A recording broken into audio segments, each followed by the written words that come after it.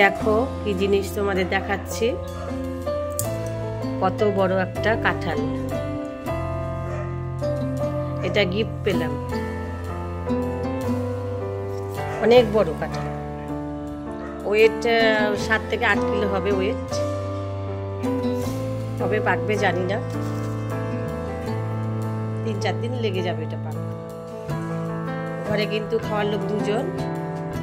এই এত বড় কাঁঠালটা পাকলে কি যে করব, যারা যারা পছন্দ করো চলে আসবে কাঁঠাল খেতে আমাদের বাড়িতে।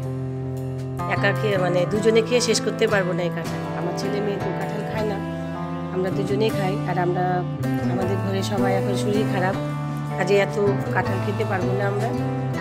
আর এই দেখো এদিকে কর্তাবাবু 2টো আনারস এনেছে, ঘরে সবার জ্বর হয়েছে, আনারস খাবো। আর এই যে পেয়ারা এনেছে, এখন কোনো কিছুই খেতে ভালো লাগছে না। এই যে আরেকজন দৌড়ে চলে গেল, একটু পর পর আসে। পেয়ারা এনেছে, পেয়ারা খাবে ছেলে মেয়ে। ছেলে মেয়ে বিশেষ কিছু ফল খায় না, আমরাই খাই। এই যে অনেক কিছুই ফল আনা হয়, কিন্তু ছেলে মেয়ে বিশেষ কিছু খায় না, আমরাই খাই দুজন।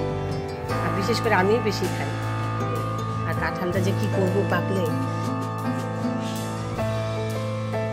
যে দিয়েছে কাঁঠালটা সে প্রতি বছরই দেয় আমাদের, এবার দিয়েছে অনেকটাই বড়। বাড়িতে পেরে রেখেছিল, আমাদের কর্তাবাবু গিয়ে নিয়ে এসেছে এই মাত্র। আমি বললাম যে সবার শরীর খারাপ, কি করে খাবো, পরে 3-4 দিন পরে পেকে যাবে, তারপর খাবো। ছেলে মেয়ে তো খায় না, আমরা 2 জন কতটা শেষ করতে পারি। ভালোবাসি কাঁঠাল, কিন্তু এত বড় কাঁঠাল দেখো, কত বড়, 7-8 কিলো হয়েই যাবে কাঁঠাল। এখন এগুলোই খাবো ফল, আর কি করবো, শরীর খারাপ সবার, সর্দি কাশি জ্বর ঘরে। রান্না করছি, কেউ কিছু খেতে পারছি না, খালি মেডিসিন খাচ্ছি আর শুয়ে থাকছি।